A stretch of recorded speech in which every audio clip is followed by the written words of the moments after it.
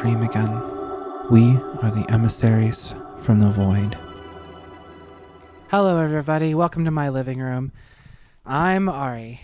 And I'm Tristan. And we're joined by a dog who wants to be the center of attention. And we are talking about Clive Barker's Hellraiser. 1, 2, and the remake. Yeah.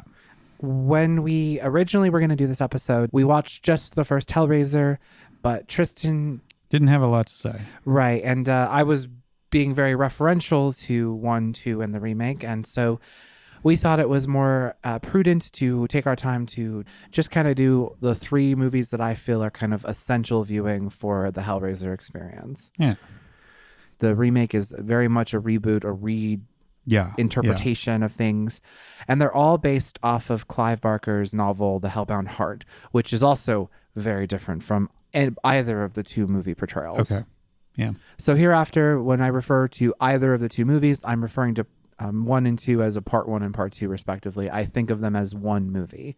To avoid confusion, we refer to the original. We are referring to Hellbound and Hellraiser. And then when we refer to the remake, we are referring to the one that was made in 2022 by Hulu. Okay, cool. Now that we've gotten all that out of the way. Yeah. Clive Barker is an English writer, filmmaker, and visual artist. So he's kind of a bit of a Renaissance artist when it comes to it. You know, most of the time when someone writes a book, somebody else is the one that does the screenplay for it. And then, right. But Clive Barker, he doesn't really see any one of his works as like a complete thing. He always sees everything that he writes as more of a experience. He's exploring things. And so a lot of times in his different stories and books, he will kind of come back around to the same themes, the same discussion points, but the monster or the way that the magic is working or the metaphysics, that will change. He's well into his 70s at this point, but he's still alive, and I'm a huge fan, and I have written him fan mail before. Other than Hellraiser, the other thing that most people that are listening to this might know him for is Candyman. But he's also made a film called Nightbreed, which is actually my favorite of his works. Although I feel like I like Hellraiser better than Nightbreed as an experience, but I like the vibe of Nightbreed better, if that makes sense. Okay. So like Nightbreed's more to my personal tastes, but I find Hellraiser to be more enjoyable, and that's why it's on my top 10 and Nightbreed is not. Okay. He is on Audible, Books of Blood. If you have an Audible subscription, not sponsored, but Books of Blood is on there, and it's a very good audiobook. Yeah, so this was my first time seeing any Hellraiser, basically, was for this podcast. I've never been like much of a horror movie guy. I've kind of started getting into it in recent years. So yeah, I really enjoyed all of these movies. I did not feel like a strong emotional connection to them, but I appreciated what they were doing. Okay. Well, then that kind of segues us. Tristan, what is Hellraiser about? I think thresholds is a good way to sum it up, and I like how they talk about that in the remake. But there are definitely strong themes of addiction and substance abuse, both literally and metaphorically. Yeah, just kind of like the thresholds that we have within ourselves that if we indulge in or move past, then it kind of starts a ball rolling that can be hard to stop. And so you feel like that's a through line through both the original and the remake? Yeah, I think so. Okay. Do you feel like there's any other major themes that stick out to you? There's definitely like kind of kink themes, but they're kind of almost more window dressing than like literal. I've always felt like the kink imagery is more of a visual representation for the extremity. Like, so Clive Barker specifically made the Cenobites the way they are, the way they look in the movie, based off of his experience going into sex clubs in the 1980s as a gay man. Yeah. The body modifications that people had were extreme. Like, Yeah. most of the time we don't really even think about it, but there are people walking around who just have like completely altered their flesh, Yeah. sculpted it into something else. And I'm pro that, by the way. Like, I want to be very clear. Like, Ari is pro body mod. As Lemon Demon said, modify whatever, modify and sever. Yeah, exactly. Like, as a person with dysphoria, like, I understand. You feel like Right. maybe I should have horns and I want to have horns. Like, I don't think that there's anything wrong with that. Yeah. But there is something to be said about the addictive quality of body modification. There are plenty of people who have reported being addicted to getting tattoos or addicted to getting piercings. And, the idea of how sensation is a thing that motivates us. Like, Yeah. aside from reproduction, what is the most basic aspect of life? The ability to experience, perceive like, things, right? Like, even a microorganism experiences sensation. There are environments that it is repulsed by, environments that it is drawn to. Yeah. And as you get more and more complicated, you build up a labyrinth of sensations inside of yourself. The layers and layers of your mind are built on themselves. We're not some perfect being that was sculpted, despite what creationists say. Our God is Leviathan, the god of flesh and hunger and desire, because we are built up upon these layers of these things. Like, your limbic system, for example, is your lizard brain. Yeah. That you are just as much that as the cortex that creates your frontal consciousness. Yeah. Your subconscious, your desire to stay warm and to eat and to fuck. These are all things that are built up and propped up by your limbic system. Yeah. And so, because we are kind of a menagerie of different brains all sharing and occupying the same space, there is no better way to represent the mind than a labyrinth. And so I think it's very telling that in Hellraiser, they use the imagery of the labyrinth as a, so that's kind of what I'm like, how I'm getting at it. That makes sense. The Cenobites are not portrayed as incorrect. They are just emissaries from Leviathan, basically. Like, you ask for them to come, as they say in the second movie, or as they say in part 2 of the first original. It is not hands that call us, it is desire. Yeah. Which I think is very telling. They don't support enthusiastic consent. Yeah. If somebody says, no, never mind, I've changed my mind, you would think that if they were really truly about consent, then they would, leave you be. So there is an element of violation that is happening there. But if you think of the Cenobites as an emissary for an experience, that is, I think, the most helpful way to see them overall. Because, and I will turn the audience's attention, there is a very good video on YouTube by someone called The Morbid Zoo called The Philosophy of Hellraiser. Okay. And I'm not going to get into every point by point of what she says in this video, but one thing that is important, and I think that it's not even like her interpretation, I think it's pretty overt, especially in the remake, is the idea of limit experiences. Have you ever heard the term limit experience? Like, just from the name, I have an idea of what it is, but go ahead. Okay, so a limit experience was first kind of created by this philosopher named Carl Jaspers. If I'm not mistaken on who's who here, I might be getting names mixed up, but at least one of the pioneers of limit experiences as a concept had a picture of a person undergoing, I think it's Ichi torture, where they're death by 1,000 cuts. Okay. And there's this look of ecstasy upon their face.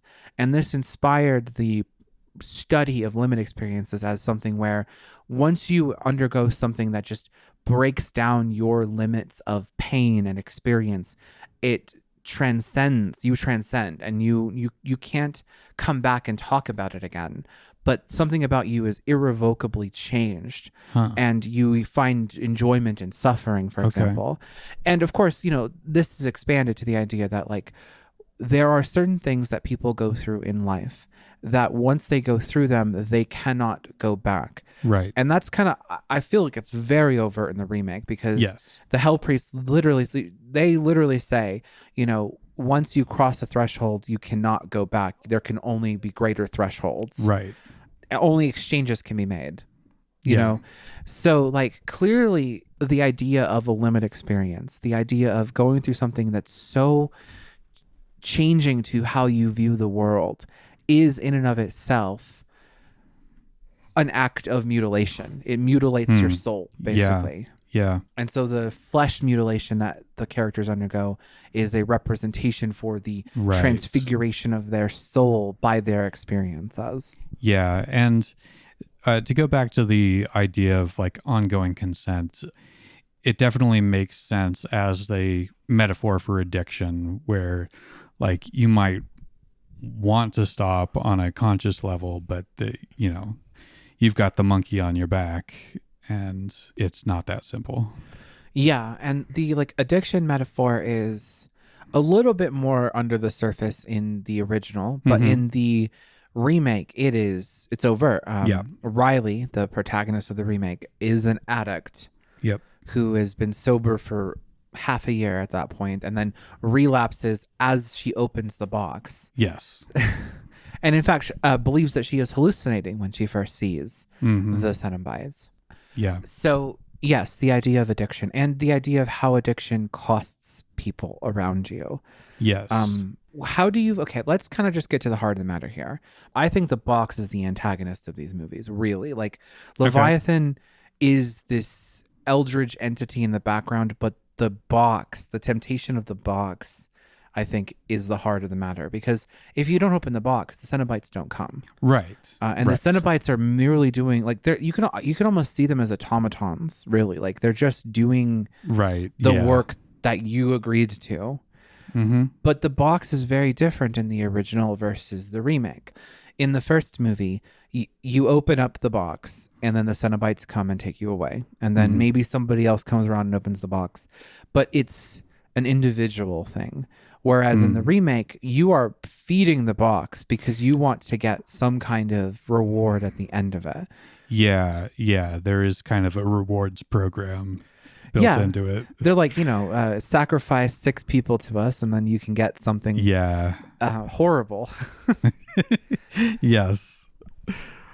And so when you think about that, okay, I feel like that's how the remake does a better job of exploring addiction, because that's kind of the trap of addiction, right? Is the idea like you're chasing the dragon, you're trying to get to that like ultimate goal that you will never achieve.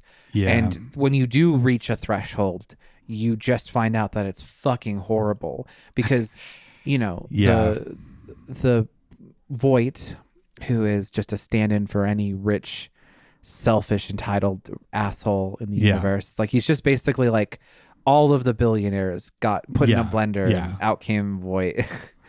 His choice was liminal, which is a sensation. And they put this device into him that like very gruesomely like pulls his nerves out and puts him in great agony constantly. Yes. And nothing sates it. Nothing can stop the pain. Nothing can and all he wants to do is be free of it. He has crossed a threshold, and he regrets the threshold, but no one else could possibly understand what he is going through, because he has reached that point where it is, he's too far gone. Yeah, I think it definitely does play like more to the addiction angle in the remake, because it's really exploring like how addiction can get you to screw over the people closest to you. I definitely appreciate that. Yeah, I think there's definitely room for both. Definitely watch all 3 of these movies, basically. I've done it a little early this year, but every year I rewatch these movies on Halloween. I'm not going to do it this year because I've already done it. Like it's too fresh, but like it's one of those things where it's a tradition for me to rewatch these films. I used to do like a full marathon through October to watch all the Hellraiser movies, but honestly, I don't really like any of the...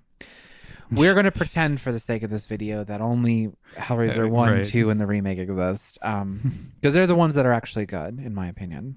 And probably closest to the original intent, I assume.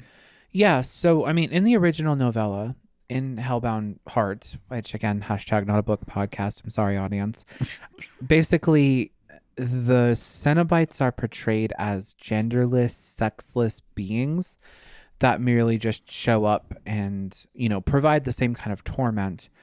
But that's because they just can't tell the difference between pleasure and pain anymore. It's not really shown as that like they're serving any kind of greater god like Leviathan, and it's also shown like they're just like a function of the universe more than anything else. Gotcha. And the box is heavily implied that it can open doorways between other places as well. So in the original novella, Kirsty, who is the protagonist of both the novella and the first two movies, she is actually not Larry's daughter. Larry is named Gary. Okay. And she is just another person that has feelings for him, and kind of like is kind of a beta orbiter, like a girl version of a beta orbiter basically for him. And so he gets killed in the plot of the story, and the story ends with her hopeful that the box can open a doorway to heaven where she's sure that he is. That's a gross simplification, but pretty much that's how that story ends. Now compare that to what we've gotten with the movies at hand. Obviously, the movies take a much less optimistic tone. So, like, the plot of part 2 of the original is literally Kirsty trying to go get her dad back from hell. Right. Which they call it hell, but really the labyrinth is not hell. It's something else. Clearly it's like it is hell like, but it seems that like your experience with it is very much based on your relationship with it. People are suffering in the labyrinth, but you could easily see someone who reframes their perspective, and if you think like the Cenobites, then this is not hell, it's paradise. And we get a couple of vignettes of people who are like in very strange positions, but they are like seem to be enjoying themselves, or they're bored. Like the one that the scene that really sticks with me is where in the part 2 they're walking through the labyrinth, and then the doctor who is with Julia, which we'll get into in a second, he looks into a crack in the wall and he sees these people having an orgy in the other room, but they look so fucking bored. I don't know if you noticed, like, but how like absolutely bored they look. The idea that like sensation becomes numbing after a while. The real injury that the Cenobites do to you is that they push you so far that nothing satisfies you anymore. Right. The Cenobites almost and Leviathan almost seem to represent the human desire to have pleasure and ecstasy all the time, but the consequence of that being that you no longer get as much out of it because dopamine's a diminishing returns thing. But the Cenobites don't have limits. They don't take breaks. Right. They just seek greater thresholds. Like, on one hand you can see it as a metaphor for limit experiences, but you can also just see it as like a stand-in for excess and gluttony and like an inability to pace yourself, and the result being that you become this disfigured, mutilated living corpse that only knows how to inflict suffering because you no longer really feel pleasure anymore. That makes sense. Should we like kind of start to get into like the plots? Yeah, sure. So if you want to just do you want to lay out the plot for part 1 and 2 basically? Okay. We'll start there. We'll start with the original.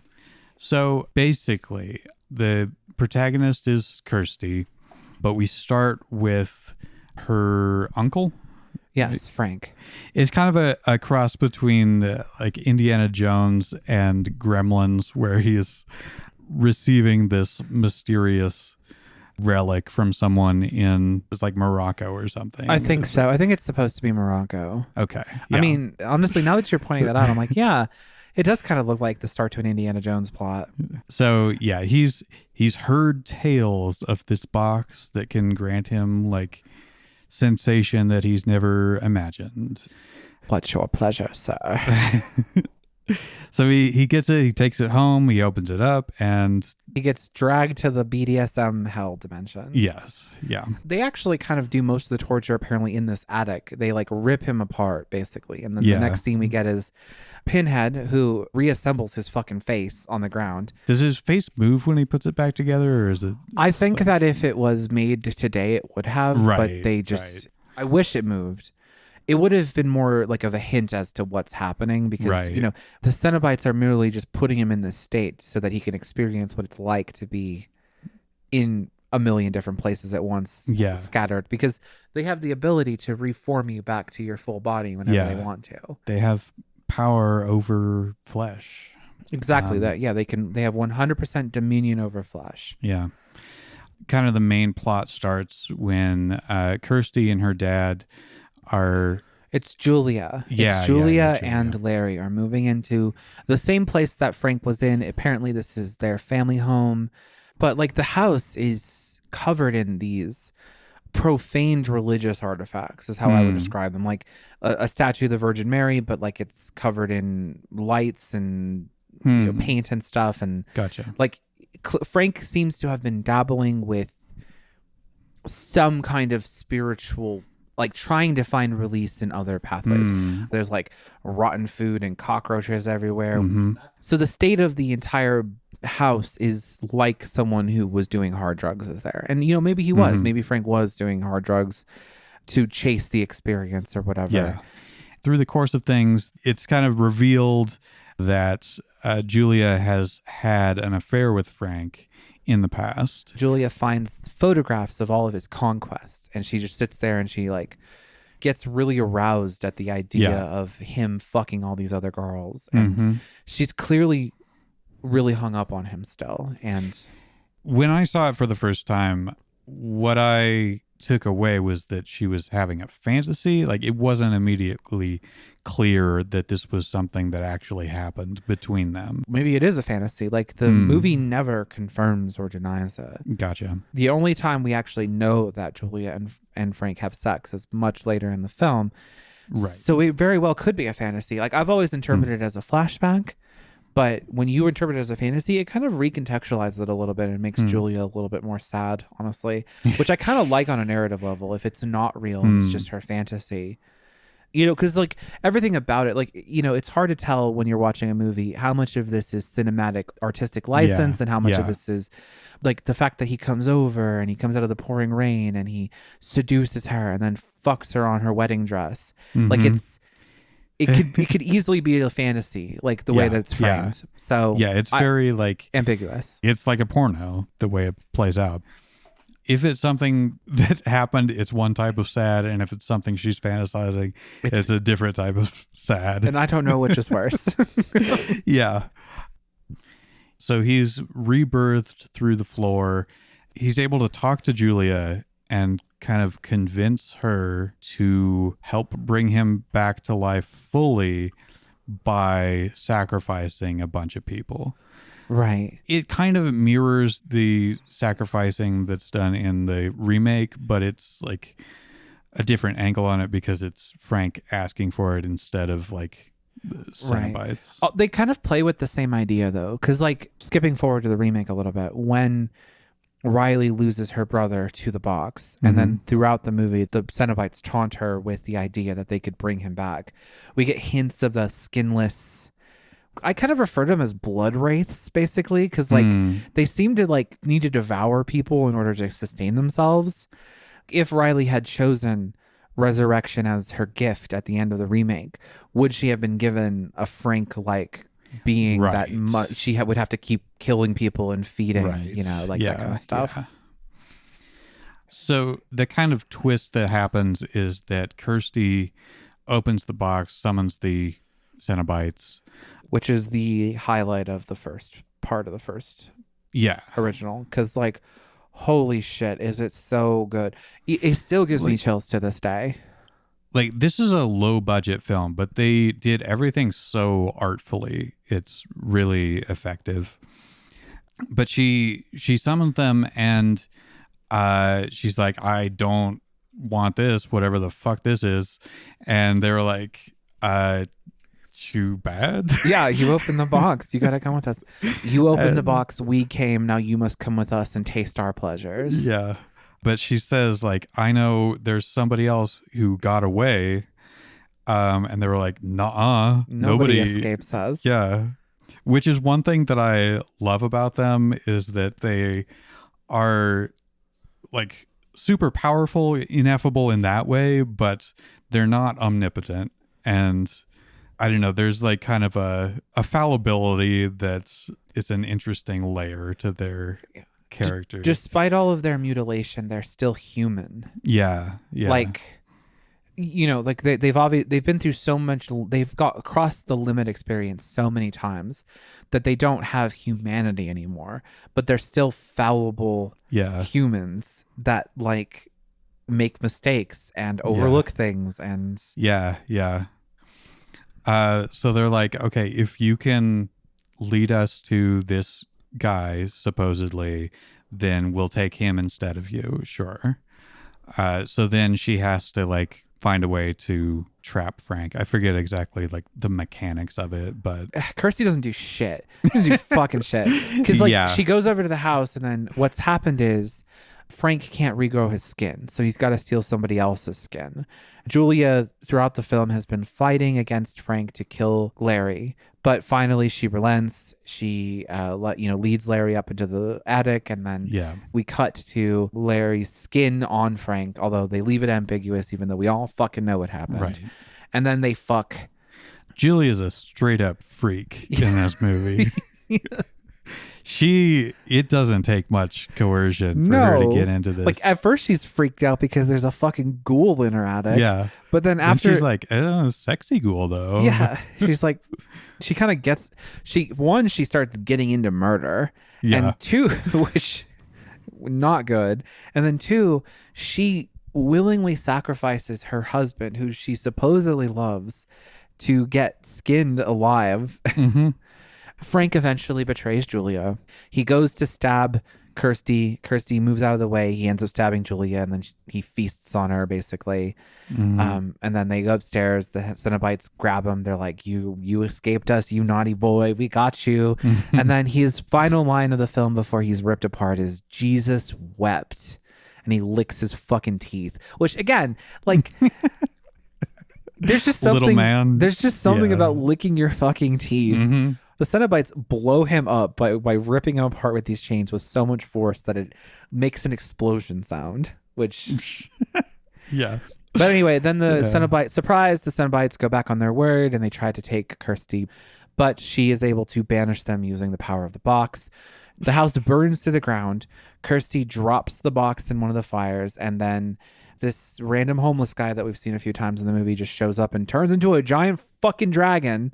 Takes the box and flies away. I completely forgot about that dragon homeless man. Wow. Yeah, because when we were watching the movie, I was like, oh, there's the really super important homeless man. Like the whole time we're watching the movie, and you kept looking at me like, are you sure about that? And then like when he shows up at the end and turns into a dragon, I'm like, I told you. Yeah, it does not come back. Nope, never comes back. His face is on the Pillar of Souls at the end of the second one. Okay. But still, point is, throughout the film, this homeless man has been stalking and mildly terrorizing Kirsty, reaching his hand into a vat of crickets and just eating a whole fucking... Yeah. And I imagine him being similar to the guy behind the dumpsters in Mulholland Drive. Oh, yeah. He's just kind of this icky guy that's... I always saw him as like a facilitator. Like his job is to just make sure the box doesn't like get destroyed. Keep it in play. Yeah. Yeah.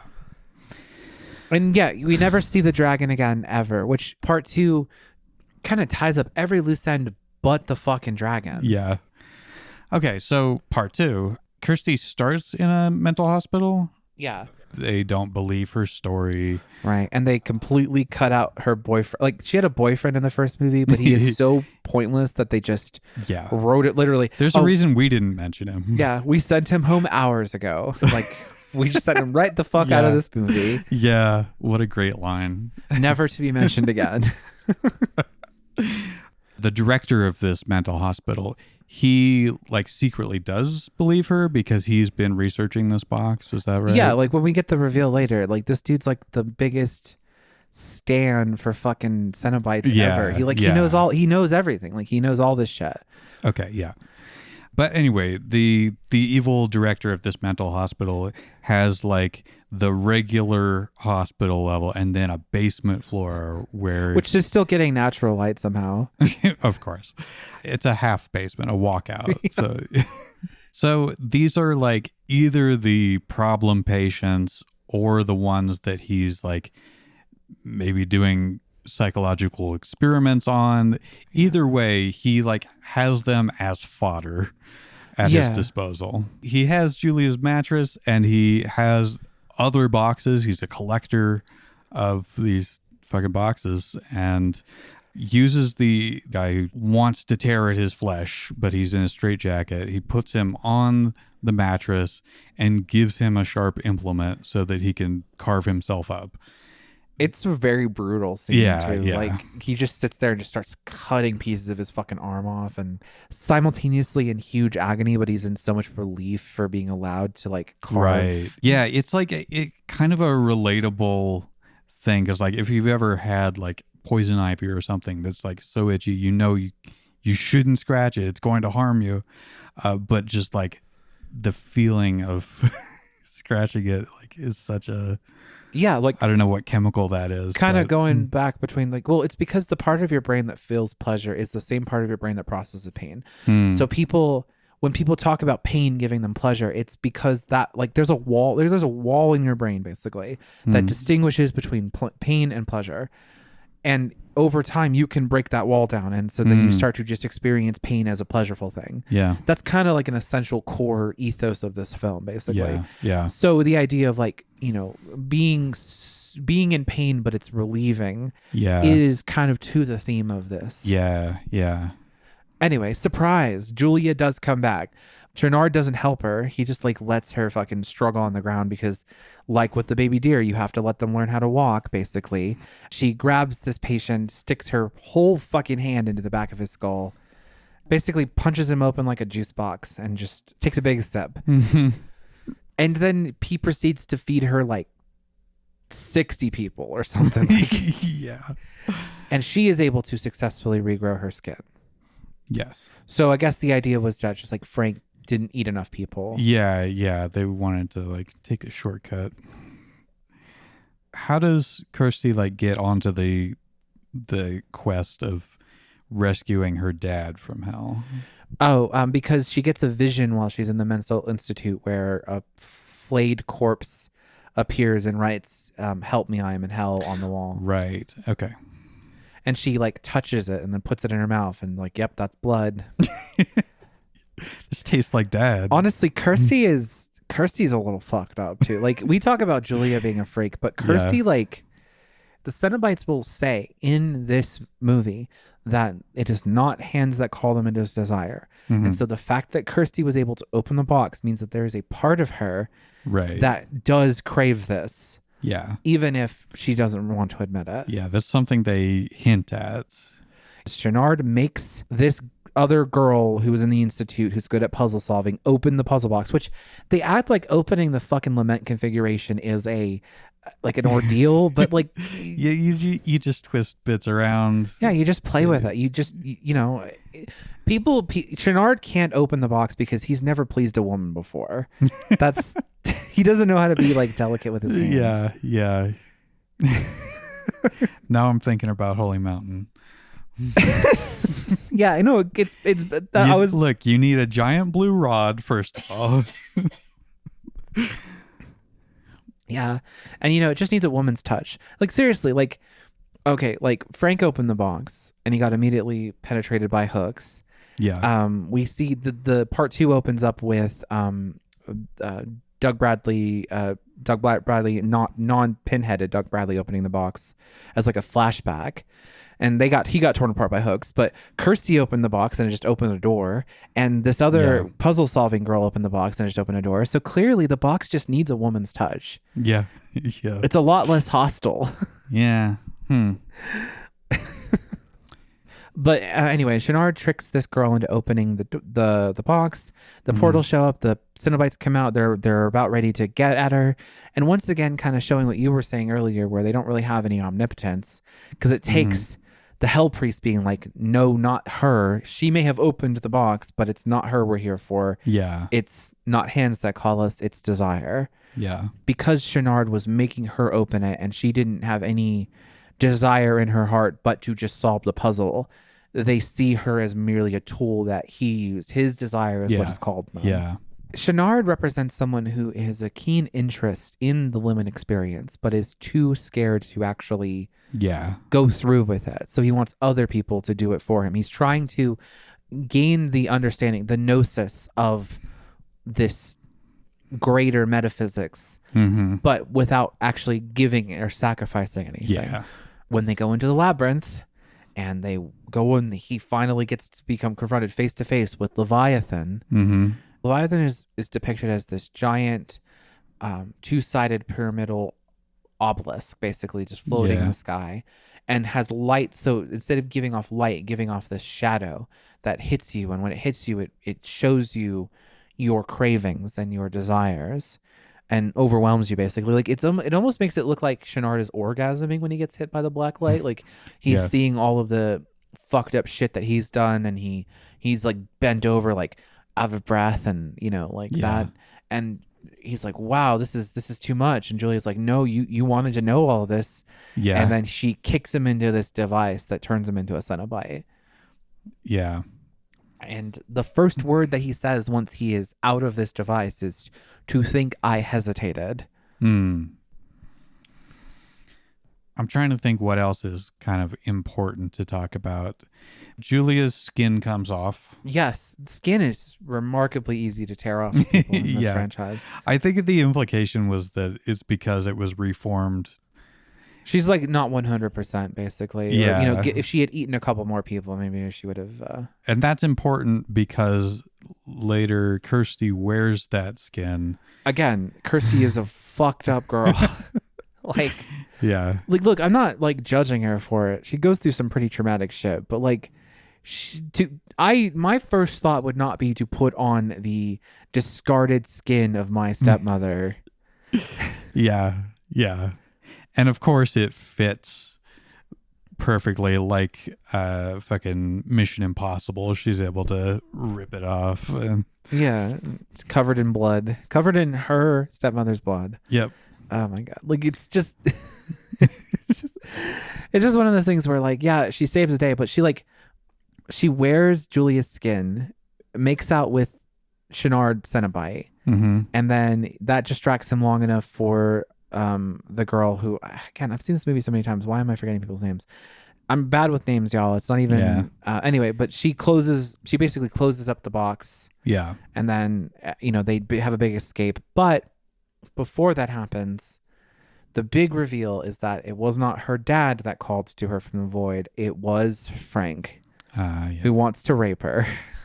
After the Cenobites reclaimed him, they put him in this hell where these girls will come out of the wall, basically, and they're all horny and under a sheet, but he can't. If he goes and like takes the sheet off of them, they disappear. So like they're basically teasing him, they're cock teasing him, they're blue balling him for eternity. And so this is such a hell for him. This is so desperate for him that he utilizes like some kind of unknown magical mechanism to send a message to Kirsty, pretending to be her father, just so that he can rape her, which is commitment, I guess, if anything else. So is there anything like thematic that we can pull out of the kind of climax finale where you said Dr. Chenard? Yeah.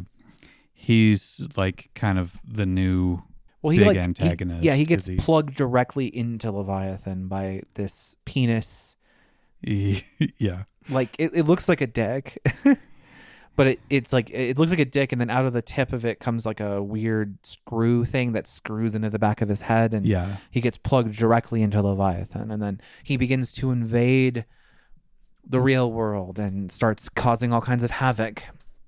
And Kirsty runs into all of the Cenobites from the first film, basically saying like, we're done playing games, Kirsty. It's time for us to we're gonna torture you now, Kirsty. And she's like, no, no, wait. And then she hands them a photograph that she found in Chenard's study, basically. Right. And they all revert back to their human form. Basically, she reminds the Cenobites that they were human before, and that gives them the will to kind of stand against Chenard because they feel it's kind of like the Cenobites that we see, the Hell Priest and co, are like purists about it. They're like, we're only going to do this to people who open the fucking box. They have a problem with what Chenard is doing because he's just spreading it to everybody and nobody else. He's not giving people the choice, basically. Like, Pinhead is still a bad person, but he is a believer in the idea. He has a code. Yeah, he's a code. It's like Dexter. Dexter's an awful human being. Right. He's a serial killer, but he's got a code, so we sympathize with him. And we can sympathize with Pinhead being like, well, no, this is wrong. Basically, the way I've always interpreted it is that she reminded them that you should have to choose this. That it should not be forced upon you. Like, that you, by opening the box, you are choosing this, and that is different than just showing up in the neighborhood and flaying everybody alive, basically. Yeah. And then the importance of it being resolved by Kirsty wearing Julia's skin, making out with Chenard Cenobite, and then the box being closed up, basically. I think that all of that kind of shows that, sometimes you have to wear the darkness. You have to kind of use your darkness, but it should be a skin or a mask that you're wearing to get through something, and then when it is resolved, then you can go back to who you were before. That you shouldn't give in to it. You should not surrender yourself to your darker side. You should just use it as it is needed. Right. Her wearing Julia's skin shows she understands Julia, but she still rejects it at the end. Because before she just didn't really she didn't understand Julia. She was always constantly like at odds with her. And now she's like, I get where this girl is coming from, but I am better than that. Okay. And it ends with them walking off. She's found her newfound family with this puzzle girl, and they walk off into the sunset, basically. And then that's it. And the last little stinger we get is the mattress that's still, like, as you pointed out, everything else is packed, but this bloody mattress is just chilling in the center of the room. Yeah. And the two movers who were helping in the first part are now in the second part, and one of them gets destroyed, and the other one walks in and is like, what happened? And then a giant pillar rises up out of the mattress, and it's just covered. It's like it got Pinhead's face on it, the lament configuration on it, some dolls that are fucking each other on it, and then turns around and it's the homeless guy's face, and he asks, what's your pleasure, sir? And then that's the end. And I think that that's the best way to end the fucking movies. Like, I did not, part 3 and 4 and 5 and 6, they did not need to happen, because this is a great ending for it.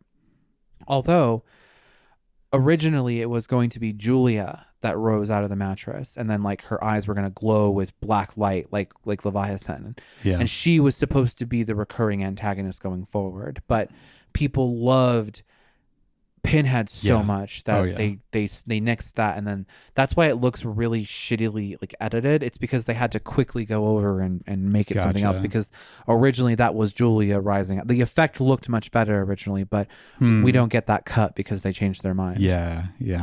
And you did point out when we were watching the part 1 and part 2 of the original, where you said it really was more of Julia's story than anybody else's. Yeah, that was my feeling on part 1, at least, because like, I called Kirsty the protagonist, but she doesn't really do much of anything. Yeah, honestly, I made that joke earlier, but she didn't do fucking shit. Yeah. Like, she does a lot in the second part. She actually does save the day in the second part, but it's just one of those things where in the first part she doesn't do fuck all. Yeah, she gets things tricked. happen to her. Yeah, and she kind of scrambles for her life, but Julie is the one that's like making choices and going down a path. She definitely has the character arc between the two of them. Like Kirsty has a character arc, but if you watch both movies as part 1 and part 2, Julie is the one with the character arc. And if she had been the one to rise up out of the mattress, it would have fully sealed that for me. Like, she is now fully transformed. Yeah. She was this scared, hapless woman stuck in a loveless marriage, and now she is an avatar of the god of hunger and desire. Yeah. Yeah. Which, good for her. It's that trope, it's that genre of horror movie where it's good for her horror movies. Where it's just like by the end of it you're like, good for her. Because Julia was trapped in a loveless marriage. She didn't really and she is a villainous person, but she does self-actualize. Right. Exactly. And she realizes who she is. She's a bad person who wants to just fuck and devour, and she's like, this is my god. Like, the other Cenobites don't call Leviathan their god in the original. Julia is the only one that refers to it as a god, and she's the only one. Like, interesting. She's like, this is my god. Like, she points at Leviathan and says, this is my god, which I feel is really evident of her character growth, because she's gone from this repressed woman to, like, I am a devotee of the god of hunger and desire and flesh. She's leaning into her base desires. That kind of ties us into talking about the remake, because the Cenobites say, release yourself. We don't take people. We release them. We teach them how to be free. Yeah. And, like, sure, it looks horrifying, but who doesn't want to be free? Who doesn't want to be liberated? Right. Imagine if you could just fulfill every single carnal desire of yours, and no one would stop you, and no one would judge you, and you could just do whatever you wanted to do. Right. A lot of people would take that fucking deal. Yeah, like, sure. if the Hell Priest showed up and was like, Tristan, I know what you want, and I know every single dark feeling you've ever desired, everything you've repressed about yourself. If you take my hand and come with me, I will let you feel all of that, and you will never have to apologize for it. Right. Tempting fucking offer. Right. Especially because the Cenobites can just regenerate you. You, yeah. We in the original recording of this episode, we talked a little bit about this, but if you could be guaranteed that no matter what experience your body was put through, you would be fine and you would be regenerated. Right. You would do a lot of things. Yeah. Yeah. Like, there's a lot of sexual fantasies that people would just do because the Cenobites would just, snap their fingers and regenerate you. Like, yeah. And the agony of being torn apart by a werewolf or something would be offset by the fact that, yes, after that pain was done, you would be put back together. Yeah. Yeah, there's a lot of people who have a death fetish, and they want to be threatened with death, and So what happens if we can kill you again and again and again and again? Yeah. But the problem is, like we talked about earlier, though, is that you'll get numb to it. Like, it's one thing to be able to be given the freedom to explore, but it's the eternity aspect of it. That's the real downside. Like, if the Cenobites just took you and then fulfilled every single one of your fantasies and then put you right back in your life after they were done with you, that would be a more interesting version of this, in my opinion. And I feel like more people would take that deal. But because it's like, we're going to take you forever, and there's no escape, that's why it's bad. And it's like unambiguously bad. Yeah. But the ambiguity comes from the fact of the offer is tempting. We are liminal beings.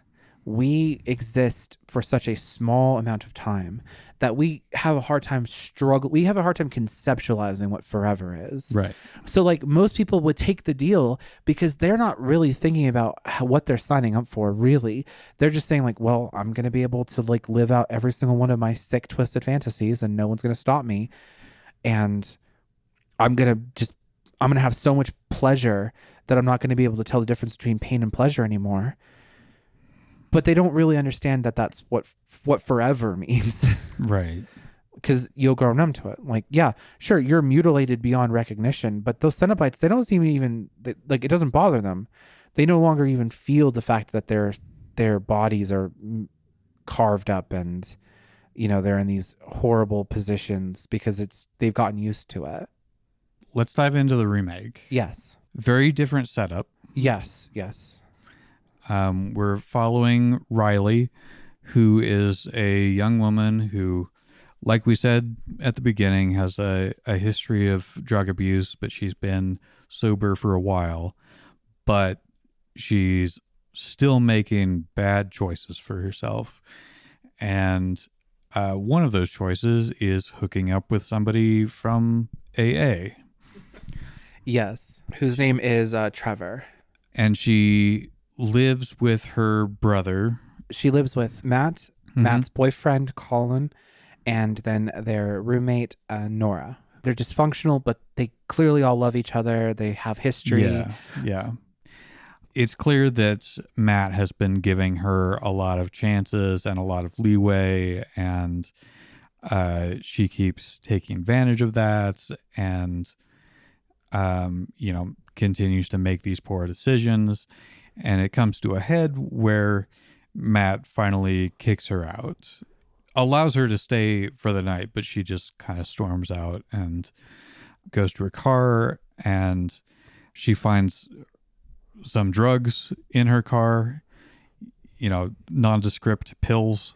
Right. And at first she throws them away. Yeah. But then she quickly picks them up off the ground and takes one. And relapses. And what's happened before that led up to this was that she and Trevor broke into this warehouse where he's hired as like a delivery person for like various people. Yeah. Rich dudes. And he knows for a fact that there's this one container that nobody's touched. And it turns out that it has the cube, the Lament configuration. Although in this one, Lament configuration is just the first configuration because the box has multiple configurations. But as a whole, the box is referred to as the Lament configuration. Right. So she has that with her. She has the box. She takes the drugs, and she's in this playground at midnight fiddling with the box. Yeah, and once again, another movie in this franchise doesn't do justice to how difficult this box is to solve, apparently. Although they changed it, and it actually is a puzzle box now. Like, you have to move it and change it, and she like actually twists parts of it and doesn't just sit there and rub. Right. Yeah, do the little circle. But a blade pops out, but it doesn't cut her because we, at the very start of this film, we're shown that if you get cut by this blade, the Cenobites come and fuck you up. Yeah, it works a little bit differently. Yeah. So we know what's going to happen as she's fucking with this box. And the first time I watched this movie, I was like, oh, okay, so Riley's a fake out. Like, the real main character of this film was going to be Matt, not Riley. Oh, how wrong I was. Right. But anyway, the blade pops out, and then the Cenobites are mad because she didn't get cut by the blade. Yeah. And what happens after that? Matt comes looking for her, accidentally cuts himself on the blade, goes to wash up in a public restroom, and the walls start shifting around, and they take him. Yes. And specifically, the Hell Priest seems to have done something with the box to pull Matt here. Like, we get like the scene where Riley sees like a circle appear on her chest, and then protrudes with the spikes, and then it grabs Matt, and he wakes up from his dream, and he's like, he feels compelled to go find her, like, if not you, then another. And that's a theme in this. Like, the Cenobites will say multiple times, substitutions can be made, if not you, another, or the box I leave in your hands, it's your choice who you sacrifice. Like, there's a theme throughout this whole film of, it's a choice that you get to make, but you still have to sacrifice, but the sacrifice you make is the choice. So you have to give, you can't just, you're not getting away scot-free, but you have a choice on what you give. Yeah. So basically the rest of the movie is her trying to figure out the lore of this box so that she can get her brother back. Yes. And Voight, the billionaire, has actually employed Trevor. I was really mad that they revealed that, like, when they did, because because basically, like, they end up at Voight's mansion, and he's supposedly been disappeared. He's presumed dead, Right. but he's been living in his mansion the whole time, and he's got this device in him. But he comes out of the wall, and he, goes to Trevor, and Trevor's been injured through the combat with the Cenobites, and he grabs his arm, and he's like, "You're gonna do what I said," and it's so unnecessary because they should have waited until the very end to reveal that. Like, they give it away too fast. I love this film. These are critiques meant in love, but just like legitimately, it's always bothered me that the reveal for that comes when it does. Yeah, it does kind of seem superfluous. They turned the valve too soon. They needed to leave that pressure there, and then at the very end is when they reveal, and that then we're finding out at the same time Riley's finding out. Yeah, that would have been more impactful. Still, same difference. Voight's secret mastermind. He's orchestrated all of this basically and put the box in people's hands so it would get fed, so that he can get another audience with Leviathan and get them to take away this contraption they have inside of him, basically, because he's he's calling upon Leviathan for take backsies. Yeah, and then the Hell Priest is like, "I'm sorry, but we don't take our gifts back. You can trade." Right, and then they like, and I don't know. Do you think that it's worse to be a person with a weird mechanism inside of you, where you feel all this agony, or to become a Cenobite? What is worse, honestly? I mean, because it's implied that he can't die. Like he's like, just let me die. Like, so because it's implied that he's tried to kill himself and it doesn't work. I mean, I guess the former is worse because like it seems like once you become a Cenobite, like your view changes, where you cross able to the limit experience. Yeah. I'm very curious about the other configurations, because of course the one that the Hell Priest is tempting Riley with is Lazarus, which is resurrection. They all are L's. They Leviathan, Lament, Lazarus, Labyrinth, Love, Lore. All of their gifts are traps. Yeah. But throughout the whole film, it's building up to the idea that Riley is going to choose Lazarus. But at the very end, she makes the decision to choose nothing, which is part of the trap all along, because little do we all know the Lament configuration is the nothing choice. Right. Because the fucking Cenobites get one over on you at the end, because despite everything, you choose nothing, and that's a pain and torture in and of itself. Yes. And they're like, so you've chosen a life of regret, knowing everything that you've done has meant nothing. You've chosen the Lament configuration. Yep. So it's like, it's all about the choice. Like, she chose, and she still sacrificed it, because she has to live with the fact that not only is her brother dead, but all the other people that died in the film are dead, including her roommate, and the only one left alive with her is Colin at the end. Everybody else is fucking dead. Yeah. And not only are they dead, they're being tortured forever in the labyrinth. It's a fate worse than fucking death. And that's Lament. I did like how they tied that together, because it's, again, is a tie-in to addiction and recovery, where kind of the only path after addiction is to acknowledge and live with the things that you've done. Yeah, because you can almost see it as like the different configurations are just like substituting one drug for another, basically. Like, I've known quite a few people in my time who they quit one drug by getting addicted to another one, basically. Yeah. Like I know a person who used to chronically drink, and how they broke free of that is now that they're basically stoned 24/7. Yeah. So it's like, that's the trap. The trap is that the Cenobites are the addiction of just getting to the end, getting the prize, but then the prize itself is just another form of addiction.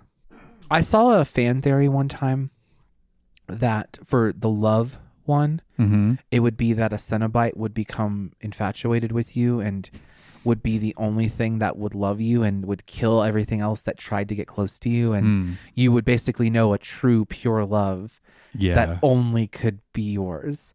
And I've thought about that a lot. Like, I like to think about what the other gifts would be, but that's the fucking trap. The Cenobites are predators that prey on your curiosity, and the idea of what could be, which choice you would pick. That's part of the trap. We were just talking about possibly in Michigan and its idea of love, and that could be a very similar angle.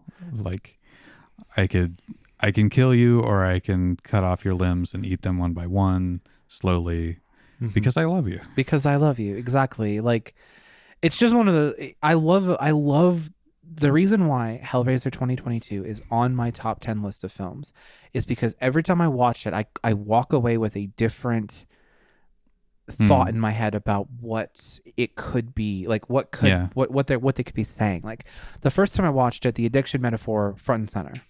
Yeah. But then as I watch it more and more, I begin to be like, okay, but also like the idea of these different prizes that you can pick.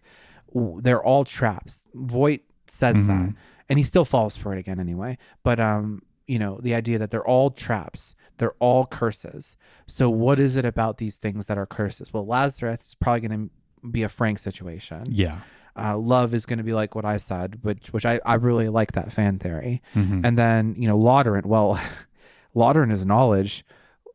You don't want Leviathan's knowledge, because all Leviathan's going to educate you on many things that you do not want to be educated on. Yeah. It incites my curiosity, and then I feel like I'm being lured into the fucking Cenobite trap myself, because honestly, I would open the fucking box. I know this about myself. Like, I wouldn't be able to help myself. If the lament configuration was in front of me, and me knowing everything I know about it, I would still be tempted to open the damn box, because I want to. I'm curious by nature, and I want to know. Yeah. Maybe the better angels of my nature would prevail, and I wouldn't open the box, but I would be tempted to open the fucking box. Yeah. Yeah. And if I lived in a world where I had no knowledge of what it was, and someone just told me that this box unlocks the mysteries of the universe, I would open the fucking box, and then I would be another victim of the fucking lament configuration. Yeah. There's not a lot of horror movies that I've seen that I feel like I would fall for the trap. But the reason why Hellraiser is my favorite franchise is because I can easily see myself falling for the fucking trap. Yeah. It's a good antithesis to A Dark Song, because in A Dark Song, remember how we talked about how it was difficult to do this. Yeah. Whereas it's the opposite end for Hellraiser, is that it's not difficult. They say it's difficult, but it's not. Right. If your desire opens the box, really. Yeah. And so if you desire it enough, the box will open itself for you, because it's bait, it's a lure. Right. Preying on your curiosity and your desire for more, or pleasure, whatever they promise. Voight even says it himself. I don't know what they promised you, but all their gifts are curses. Yeah. And the idea is that, like, he just kind of knows that they'll find what you want and then promise you everything. And they make mistakes, because, the Hell Priest is like, well, maybe we made a mistake with this gift for you, because clearly you don't seek sensation or otherwise. Yeah. Like, she's like, well, you would appreciate this more if we had gotten it right for you. But because you are clearly wanting us to take this gift back, that means that we didn't get it right. You should be a Cenobite with us. Yeah. And maybe, who knows? Maybe he is fulfilled by that. We talked about that. Like, he's not fulfilled by the liminal choice, because he picked liminal, which is sensation. He's not. And I think when I said that we are liminal beings earlier, I feel like that's an important thematic crossover, is that we are transient beings that seek sensation, and the liminal prize is literally just infinite sensation that makes you no longer a transient being. You are locked forever in this point of extreme feeling. It just happens to be agony. But perhaps you should have been more specific about what you wanted. Right. It's like the Wishmaster series. I don't know if you've seen that, but it's where, like, a lot of the more current idea of like jinn and like, you know, going double back on your wish and that kind of stuff. It's like the horror franchise for that. Hmm. And it's like that where it's like I feel like the Cenobites give you what they think you're asking for, and you know they don't know the difference between pleasure and pain anymore, so they're going to just give you this device that puts you in constant agony Yeah. because you asked for sensation. You didn't specify what sensation that was. Yeah. I don't think the Cenobites are evil is my thing. Yeah. They're not evil. They are a function of reality. Hmm. You know, they are the end result of a lifetime spent pursuing sensation. I like the version in 2022's version of the speech because in the original, Pinhead shows up and says, you know, we are explorers in the further reaches of experience, angels to some, demons to others. Whereas in the 2022 remake, the Hell Priest says, we are explorers on sensation's rim, which I really like that version better because it's kind of more to the truth of it. Like, they don't see themselves as angels or demons. They are merely facilitators for experience, and you call upon them and they will show you. Yeah. They're not doing it because they're sinister or malevolent. They're doing it just because this is what you asked for. Like, we're here to give you this.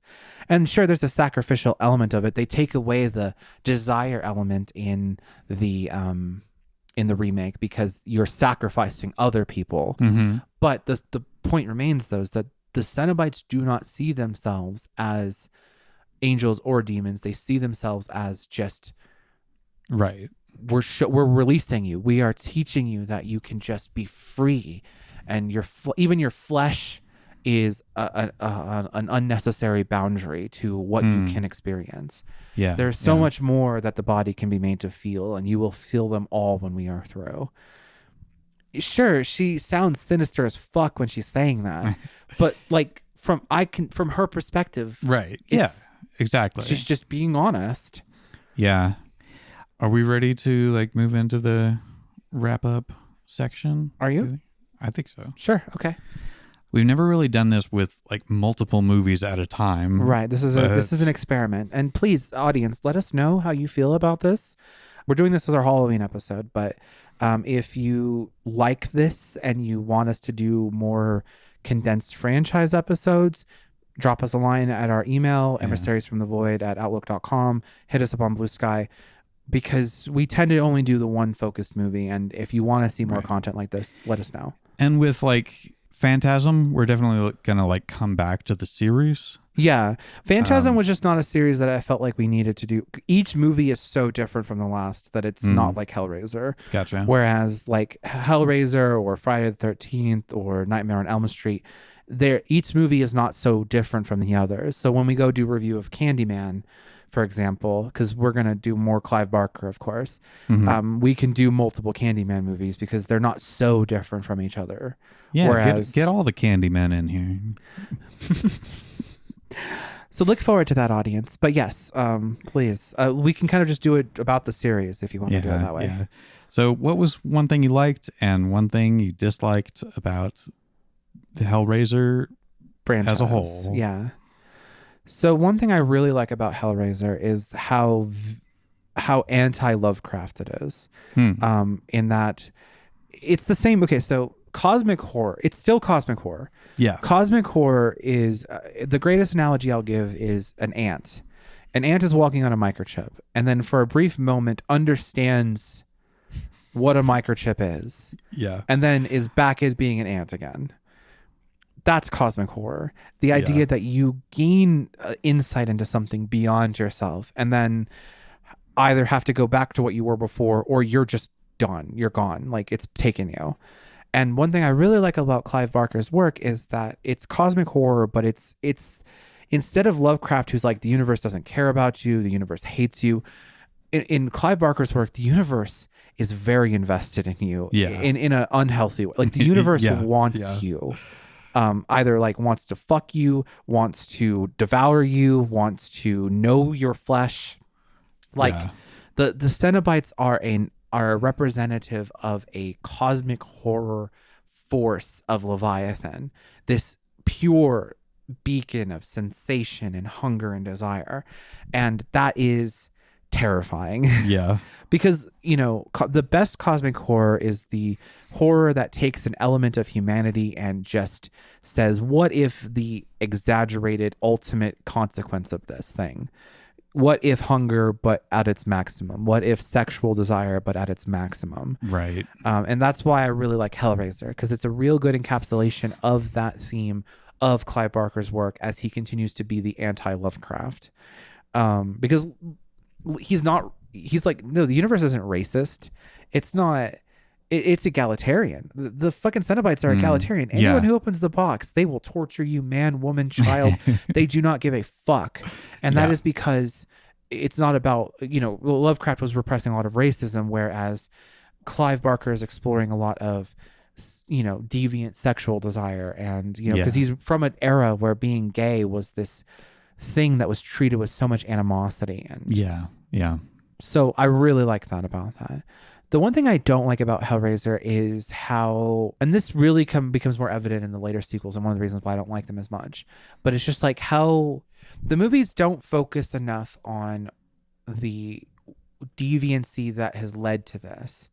Like the characters are not like we're exploring deviancy, we're exploring taboo, but like Kirsty, it's hinted that she has these things in her, but we don't really get to see it. And and that's one of the reasons why the 2022 remake has become my favorite of the franchise, is because we actually get a protagonist who really is deviant. She's a drug addict. Yeah. And, you know, she's also kind of like a freak because her brother is missing and she goes over and fucks her boyfriend. Like that's her first fucking response. Yeah. But like, that gave me flashbacks to Antichrist a little bit of just fucking as a way of not dealing with pain. Yeah. And I like that. So, you know, this is more of a thing I don't like about the originals, but just in general, like the characters don't really aren't not deviant enough to justify the narrative talking about deviance and using them as avatars of it. That makes sense. So, what is one thing that you like about the Hellraiser franchise, and what's one thing you didn't like about the franchise? This one is kind of, I guess I'm slightly ambivalent. I like the new casting for Pinhead. Jamie Clayton is a goddess. I love her so much. I like that he becomes like androgynous, and like they kind of all have this sort of genderless quality to them, but I also miss the gravitas of I don't remember his name, but Jamie Clayton, she is a trans actress, and you know, now like being trans is the new being gay for terms of the metaphor, right? Like we're treated with the same level of ire that people back in the fucking 80s were treated for being gay. Like being gay is still like discriminated against in some places, sure, but it's like it's way more normalized in our society. Like to the fact now that we have gay conservatives who are anti-trans, like, which is so fucking crazy. Yeah. Point is that like picking a trans actress to play the Hell Priest in the remake was a stroke of genius. Just because it continues the metaphor and it evolves it to better fit with the current paradigm. But of course, Doug Bradley is amazing, and he makes even the really shitty sequels really tolerable because he's just the best part of all of them. Like by the time you get to Hellraiser Deader, which is an actual title for one of the Hellraiser films, Doug Bradley's the only reason we're watching this film. Wow. Yeah, no. This Hellraiser's got some garbage in it. This Hellraiser? This franchise has got some garbage in it. Anyway, you can fit so much garbage in this Hellraiser? Slaps hood of franchise. Slaps the lament configuration. Anyway, was that the thing you liked or disliked?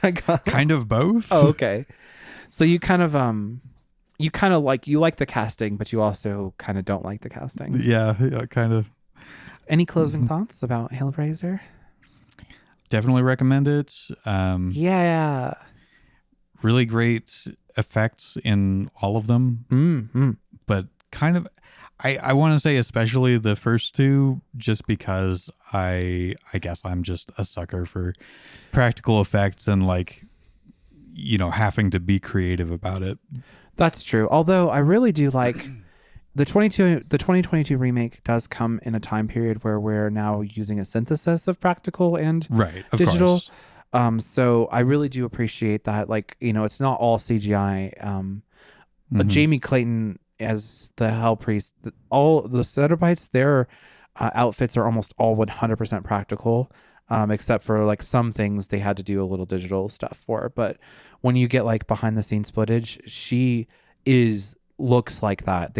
None of that's digital. Yeah. Which I really appreciate. Anyway, if you ever find a strange Rubik's cube, just don't open it. Yeah. Or if you want a really hot trans dommy mommy BDSM girl to walk out and mutilate you, then Yeah, go ahead.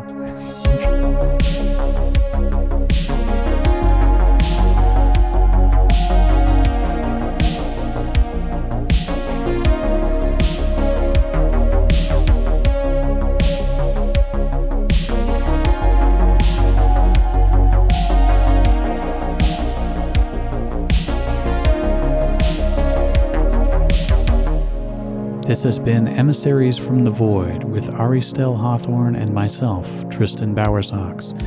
New episodes will be released every other week with short bonus content we're calling liminals in the off weeks. The intro music is Now I Hear Little Dreams by Captive Portal, and the outro music is Arcadia by White Bat Audio. You can find us on Blue Sky at Void Emissaries, and remember that's single M double S. You can find Ari as Obscurity on most platforms and me on Blue Sky and Letterboxd as TB McQueen. The latter is where you will find our watch list and suggest movies you'd like to hear us dissect. You can also email us at emissariesfromthevoid@outlook.com to give feedback, alternate takes on the movies we've discussed, questions, suggestions, etc. Emissaries from the Void is a Void Opal podcast produced by TB McQueen Creative. For something completely different, listen to my other podcast, Fan Fiction Theater.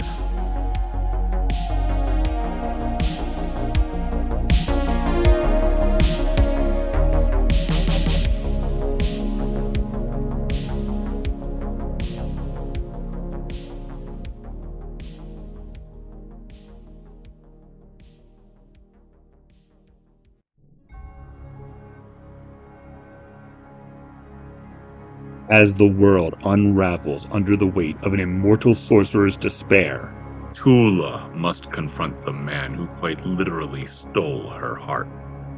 Along with a cunning demon bound to her by desperate choices, she journeys through a land scarred by destruction, seeking to be made whole again before darkness consumes everything. A tale of resilience, reckoning, and the cost of hope. A Bird for a Heart explores what it means to hold on to your humanity when the world demands you let it go. A Bird for a Heart is a fantasy fiction podcast, written and recorded by Michael J. Patrick. Available wherever fine podcasts are found.